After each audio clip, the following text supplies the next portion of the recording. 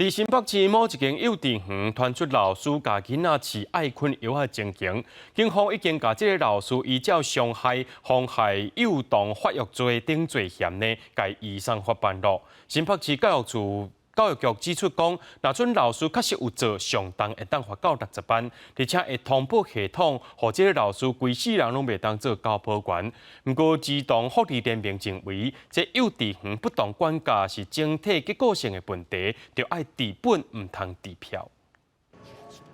新北市邦桥区有一间幼稚园传出无适当的管教，一个老师为着互囡仔乖乖啊听话，是疑似饲因食爱困药啊。囡仔返去甲家长讲案件才互知影，至少有3个囡仔受害。本局已经要求该园将这个老师停职调查。那如果查证确有不当对待幼生的行为呢，最终会裁罚行为人60万，并通报到全国的不适任人员的一个系统，将这个老师呢，终身列管，不得担任教保服务人员。那有查扣到相关监视器等物证，而且也通知被告到案说明。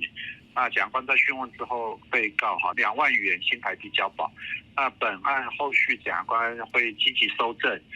厘清相关案情。目前教育局已经介入调查，警方甲涉案的查某老师遭伤害罪、凌辱妨害囡仔发育罪，移送新北地检署。检方暗示核实了后，予伊2万交保。专案嘛是阁有足侪疑点爱厘清。儿科联盟认为讲，幼稚园不当管教是整体结构性的问题，应该对源头去解决才对。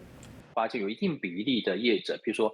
可能他们提供的劳动环境，譬如说我们这些教保人员或幼教老师，他们的工时非常的长，加班也没有加班费，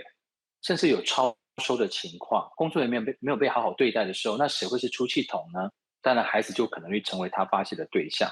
李洪文嘛进一步讲，照即卖的法规，2岁到3岁幼幼班的师生比是1:8，希望会当降到1:6，减少老师做这个工课的压力，囡仔嘛会当受到较好的照顾。地方政府嘛要加去稽查，针对表现歹的园所，要做好日园的辅导机制，效果才会较好。记者综合报道。